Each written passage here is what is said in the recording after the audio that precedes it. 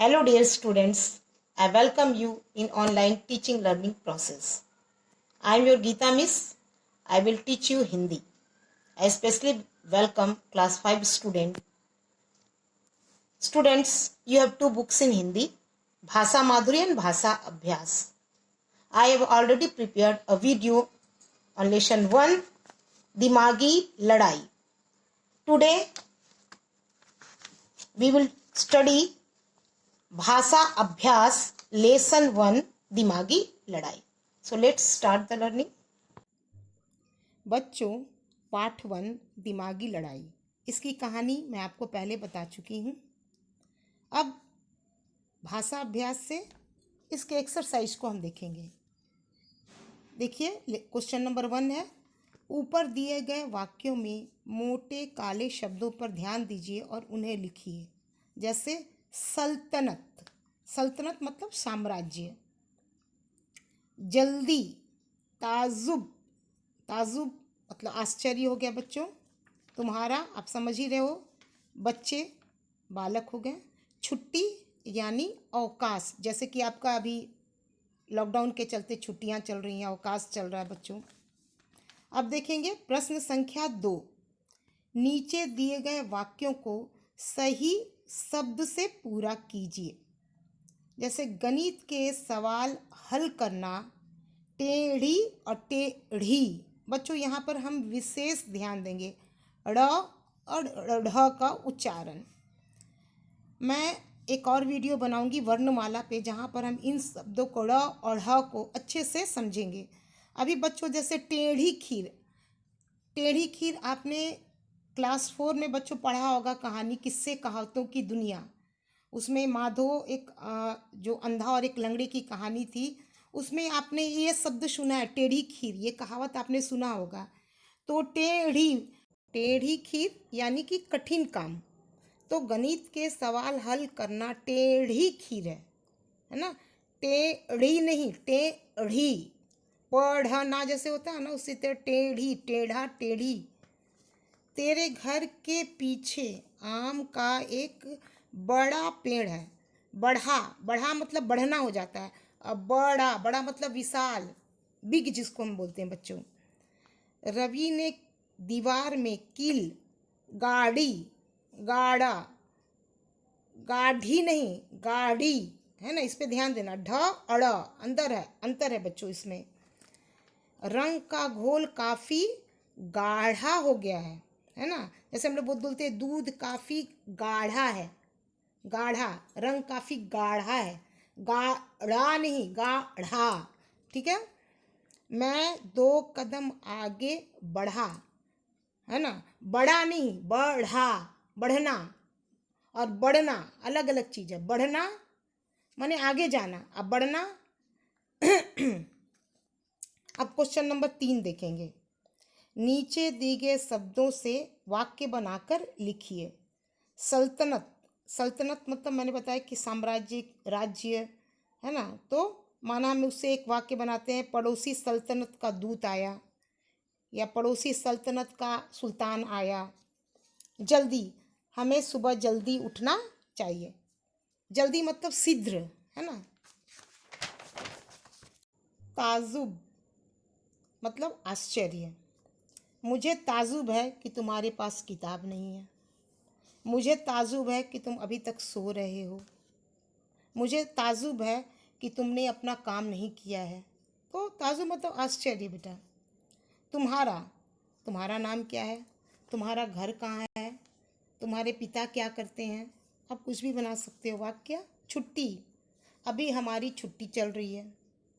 आज स्कूल में हमारी छुट्टी है.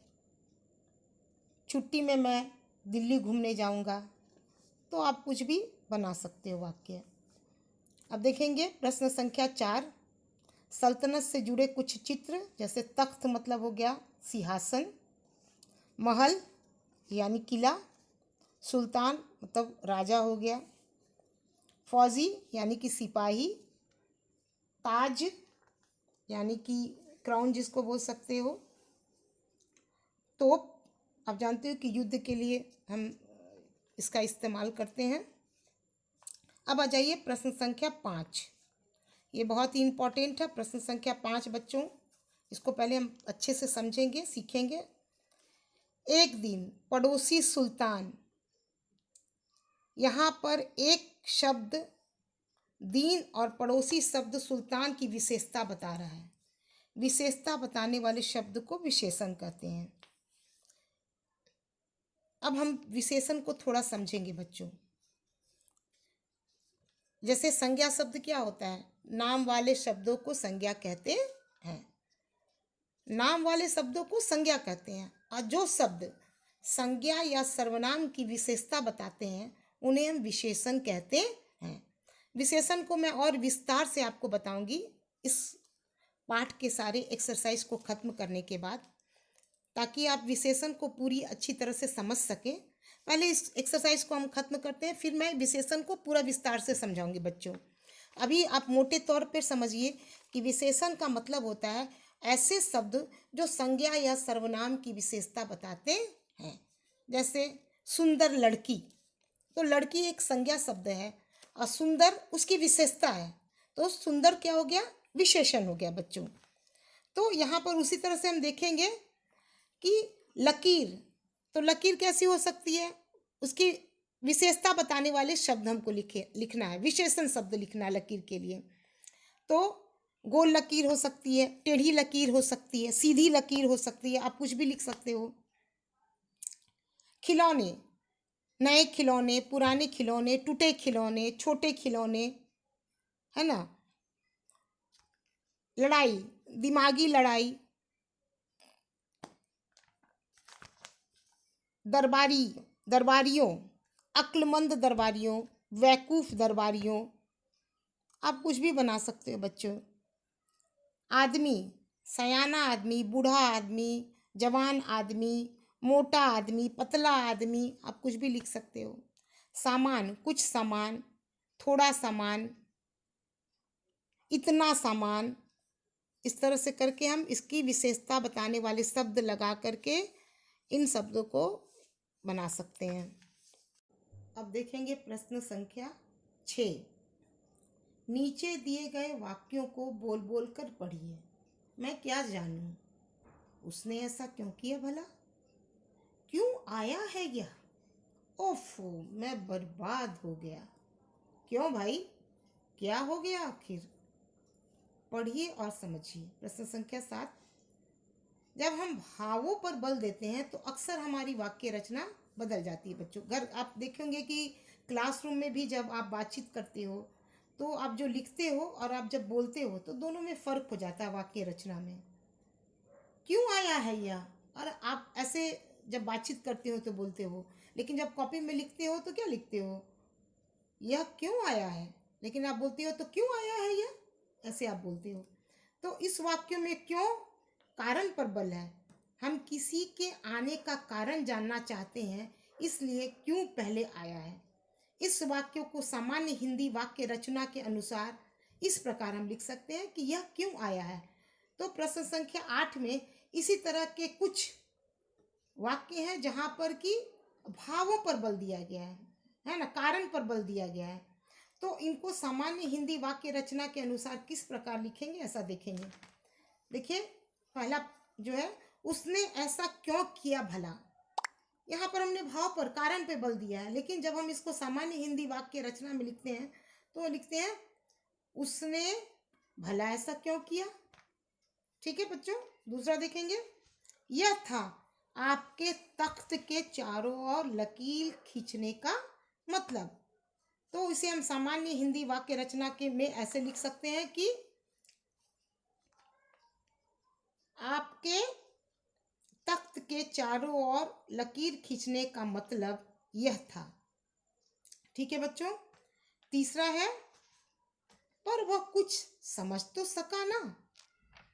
अब इसे हम सामान्य वाक्य रचना के अनुसार लिख सकते हैं, पर वह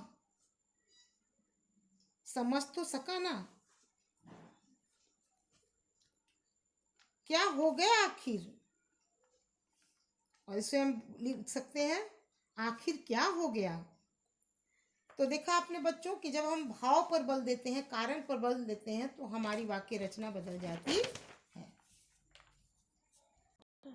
हाँ तो बच्चों, प्रश्न संख्या 9, यह एक शब्द सीढ़ी है जिसे हम चित्रों की सहायता से पूरा करेंगे। देखिए यहाँ दीवार है, दीपक है, अनार है, पालक है, सवाल है, शक्कर है, चांद है, चींटियां हैं, है ना, चाशनी है। तो आप इसे स्वयं करिए और स्वयं करके इसे होमवर्क के रूप में, ये आप अभी लॉकडाउन का समय बच्चे आप घर पर बैठे हुए हो, ये अच्छा वर्ग पहली है। शब्द सीढ़ी को आप स्वयं सोचो और स्वयं से पूरा करने की कोशिश करो, ठीक है।